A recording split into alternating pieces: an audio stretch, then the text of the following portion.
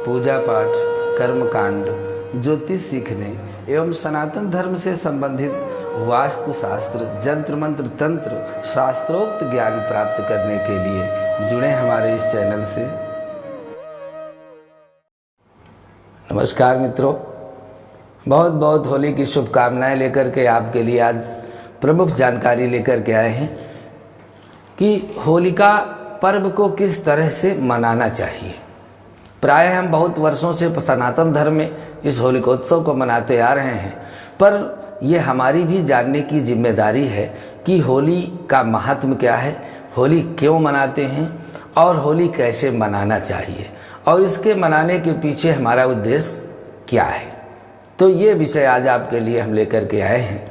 मित्रों, होलिकोत्सव हमारे जीवन में दुख और दारिद्र्य को नष्ट करने के लिए यह होलिकोत्सव हम लोग मनाते हैं और इसका विशेष रूप से जिस दिन से होलाष्टक लगते हैं उसी दिन एक लकड़ी को हम होलिका स्थल में गाड़ देते हैं और उसी के चारों तरफ से कंडे लगा करके धीरे धीरे होलिका को बढ़ाते रहते हैं। जिस दिन होलिका दहन होना है, करना है, तो उसके पहले हमको अपने पूरे शरीर में एक सुंदर द्रव्यों के द्वारा अपने शरीर को मालिश करते हैं और इसके बाद में स्नान करते हैं। स्नान करने के उपरांत में एक लोटा में शुद्ध जल लेकर के थोड़ी पूजन की सामग्री लेते हैं, कुछ लकड़ी लेते हैं और कुछ जो है गोबर के कंडे भी लेते हैं और कई कई क्षेत्रों में गोबर के छोटे छोटे बने हुए माले छेद करके माला बना दिया जाता है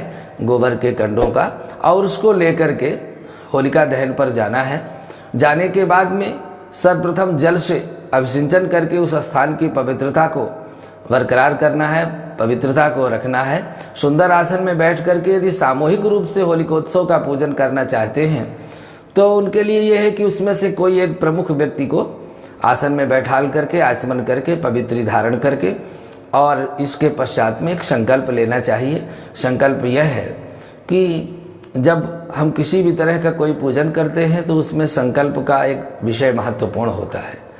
संकल्प यह लिया जाता है कि एक ढूंढिका नाम की जो राक्षसी है, जो हमारे घर में, परिवार में, समाज में, गांव में, नगर में विभिन्न प्रकार की बीमारियों के द्वारा, विभिन्न प्रकार के उपद्रवों के द्वारा हमारे परिवार में, हमारे समाज में, हमारे गांव में उपद्रव, रोग, बीमारी, महामारी फैलाने का काम करती हैं।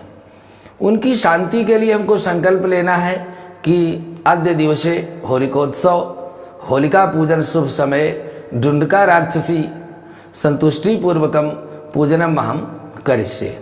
ऐसा संकल्प करके आप फिर धूप दीप नैवेद्य आदि से उस ढूंढिका राक्षसी का पूजन करना है और पूजन करने के उपरांत में फिर सुंदर कपूर के द्वारा अग्नि को प्रज्वलित करके होलिका दहन करना है और फिर 5, 7 या 3 परिक्रमा होली के करते हुए उसकी राख को अपने मस्तक में धारण करना है।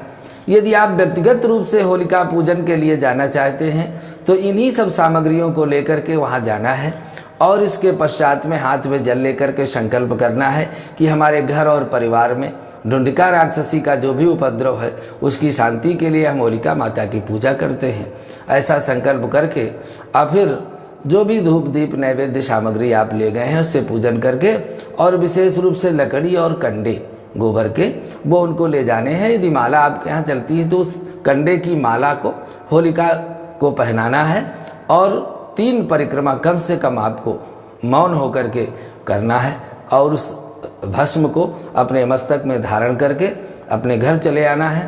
आप चाहें तो थोड़ी सी अग्नि लेकर अपने घर में भी, अपने दरवाजे पर भी होलिकोत्सव मना सकते हैं। इसी विधि से, जो विधि हमने आपको दी है, इसी विधि से आप घर में, अपने घर में होली जला करके अपने परिवार से अशांति और दुख और दारिद्र्य का विनाश कर सकते हैं।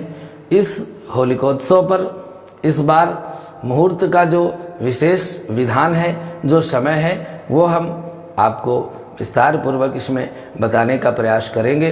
आपको इस थंबनेल में होली जलाने का शुभ समय और किन लोगों को होली तापना शुभ है या किन लोगों को होली नहीं तापना चाहिए। ये भी हमारा ज्योतिष शास्त्र इंगित करता है कि जो आने वाला वर्ष है, आने वाले वर्ष से छठ आठें ना होए। जो वर्ष आरंभ हो रहा है उससे यदि उसकी राशि से छठवें आठवें आपकी राशि पड़ती है, जो आपका प्रचलित नाम है, तो फिर आपको होली तापने का निषेध है। फिर आपको होली जलने के 1 घंटे बाद ही होलिकोत्सव स्थान पर जाना चाहिए। हमें उम्मीद है कि ये वीडियो आपको हमारा पसंद आया होगा। आपको यदि हमारा यह कार्यक्रम अच्छा लगता है तो आप हमें सब्सक्राइब करें, हमें शेयर करें और अपनी किसी भी तरह की समस्या के लिए आप हमें कमेंट बॉक्स पर लिख सकते हैं। अगले भाग में होली में किए जाने वाले साधना परक कार्यक्रमों के विषय में आपको विशेष जानकारी लेकर के आएंगे। नमस्कार।